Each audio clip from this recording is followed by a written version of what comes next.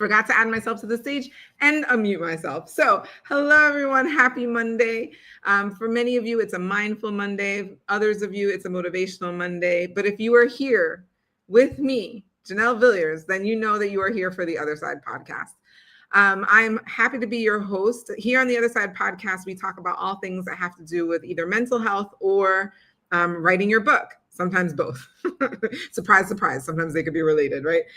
So I'm really excited to be able to do that with you. If this is your first time checking out the show, please go ahead and put a 1 in the comments. I love to shout out all the people who are first timers. If this is not your first time, if you are a returning guest or a returning viewer, please put an R in the comments. That way I can shout you out and say hello. Thank you for watching again. Hello. So I wanted to come on. Oh, hey, Fast Life Wick. Hey, Connie.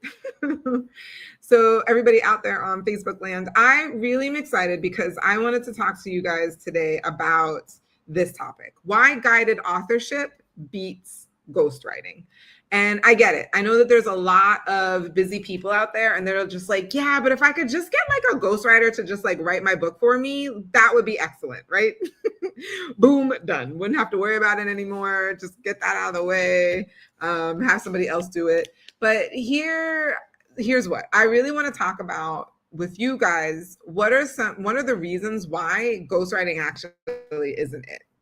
It isn't it. And so we're going to go over a couple of things to help us do that. As you guys know, I always have notes. So let me get my notes out so I don't want to miss anything. Don't want to miss things. Okay. I cannot sing, so you don't want to hear that. Okay. All right. So the first couple of things that I want to go over with you guys has to do with the hidden problems with traditional ghostwriting. Number one, there's an authenticity gap, right? So a ghostwriter is always going to struggle with really trying to sound like you, like your voice. And so a lot of times readers can actually sense that. They can sense that the writing lacks a bit of authenticity, a bit of genuine passion that maybe you would have if you were writing it. The second reason why the second hidden problem with ghostwriting is there's a marketing disconnect, right? So when you go to speak about your work, it was written by somebody else, right? So there's sometimes a disconnect with what was written versus what you're really passionate about. So social media engagement is super, super going to be inauthentic when you're discussing the content because you didn't write it. And then there's brand alignment.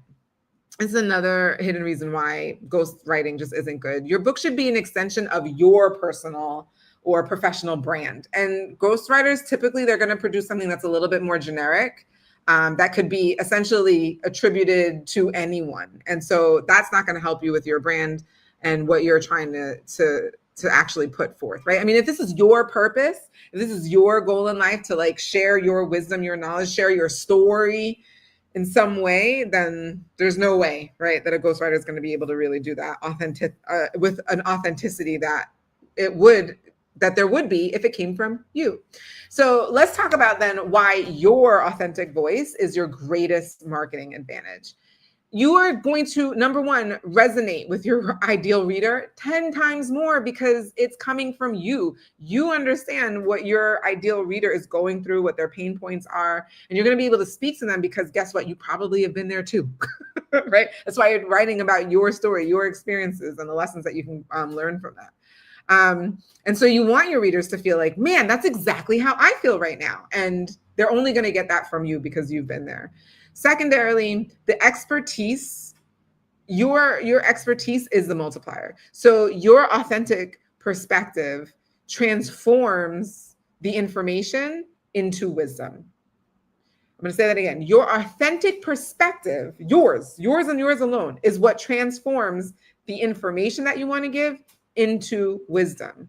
And so the personal anecdotes that you have, the examples that you use to create the credibility of what you're saying and the wisdom of what you have, ghostwriters just can't replicate that. There's no way on earth they're going to be able to do that.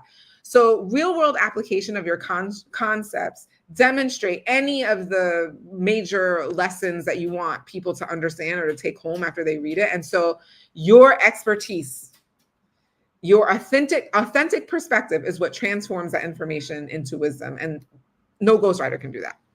And then thirdly, the marketing integration effect that happens when you use your own voice. So authentic books seamlessly connect with your other content, whether that's speaking engagements, your social media, podcasts, like all of it. Your natural voice creates the consistency across all the platforms. Because again, it's coming from your experiences or our experiences. And honestly, you want your readers to become a fan of you, not somebody else who's writing something generic or anything like that. You want them to become fans of you. So let's talk about how guided authorship can actually support your authentic writing, right? So guided authorship, you may have heard that as coaching, right? Or someone who coaches you on how to write your books. So when you have when you have a professional framework, you get structural templates that clarify your own thinking. And let me just tell you, a confused mind does nothing.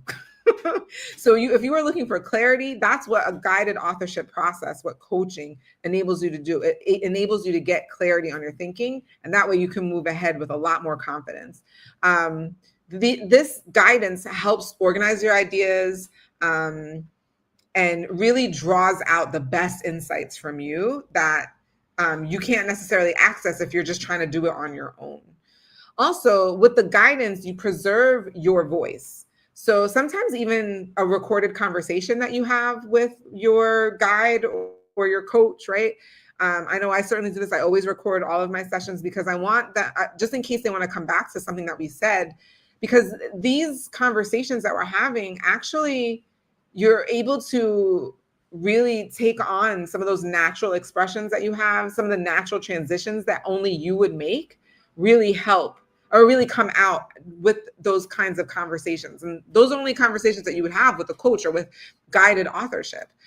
And so that kind of collaborative effort maintains your unique perspective and also, again, enhances this clarity. Remember, cloudy mind or confused mind does nothing. Clear minds. We want clear minds. And then finally, also with guided authorship, you're on this like confidence building journey, right? It builds your skills as a communicator. You get professional feedback, which develops your natural strengths, and you get a finished product that remains, most importantly, genuinely yours. This is huge. This is really, really huge. Okay, so here's some real life examples of authors who succeeded with their genuine voice. Number one, Brene Brown. I mean, this is where those things where people are like, why would you talk about mental health and talk about writing books? Like, what do they have to do with each other? This is me. This is my world. This is my zone of genius. I love this world. And Brene Brown is another example of that. Where the two worlds collide, right? I wrote a book. If you don't know this already, if this is your first time here, you may not know this, but I wrote a book. It's called I Slept with a Married Man. Am I Still a Good Person? And my true calling with this book is to really go down a path of shame-based thinking and how shame-based thinking can essentially disrupt and ruin all sorts of relationships that you have, whether that's with family, romantic relationships, business relationships, all sorts of relationships, right? And the most famous shame researcher is Brene Brown. Real quick, the difference between guilt and shame. Guilt is, I'm sorry, I made a mistake. Shame is, I'm sorry, I am a mistake. So when you think I am a mistake, I am unlovable, I am broken, I'm a failure, I'm unworthy, I'm unlovable, all that. That's shame-based thinking. So anyway, so she's the most famous shame researcher out there, Brene Brown. A lot of people know her for talking about being authentic, about talking about courage, about what does it mean to lead with courage? What does it mean to be vulnerable, that vulnerability is actually your strength, right? And so she has done this time and time and time again. She has literally shown it with every single talk that she's had. She has, I think it's the third highest watched TED Talk ever is hers, Brene Brown's. And so she used this guidance to enhance her natural storytelling without sanitizing her authenticity, quite frankly, right? She herself used guided authorship, right? So she got coaching to help her with her writing, but her authentic voice was kept true. And this remains like there's a clear throughway with everything that she does, right? Because it's her brand, it's her authenticity. Another example is James Clear. He's the author of Atomic Habits. And so he developed his ideas through years of newsletter writing in his own voice. And then he worked with guided authorship and some editors who refined his message while maintaining his straightforward style. right? So again, none of these people did it by themselves, okay? And then what happens is then because he was able to get clarity on his messaging and what he wanted to say, it then allowed him to discuss his concepts naturally in any form, right? So whether that becomes newsletters, now he's giving talks about this, he's asked to speak in different places, books, all the things. Right now he's able to do that everywhere. Another one is Glennon Doyle, and her raw, unfiltered writing style became her strongest marketing advantage. Professional guidance helped structure her authentic experience. And essentially it's her distinct voice that created a community of readers who really just connect with her perspective, right? And so these are just some examples of people who use, again, guided authorship through coaching. Sometimes people have like an extensive editorial team, that kind of a thing. I am here to help you with all things. Let me just say that too. Quick plug, I do all of these things. And so please don't feel like you have to do this alone. Is ultimately what I really wanted to get through to everybody today. Nobody does anything great by doing it on their own. Right? I was just having a conversation with somebody and it was like, you're going to have to choose your hard, right? You have a goal and either you're going to suffer in silence or do long suffering because you're just going to be like, this is so hard and you're never going to get it done. You're just rolling around and the hard is just hard, it's just hard. Or you can choose the hard that requires you to do it with a team, whether that's your coach, whether that's another mentor, whether that's community that you're building, whether, who else?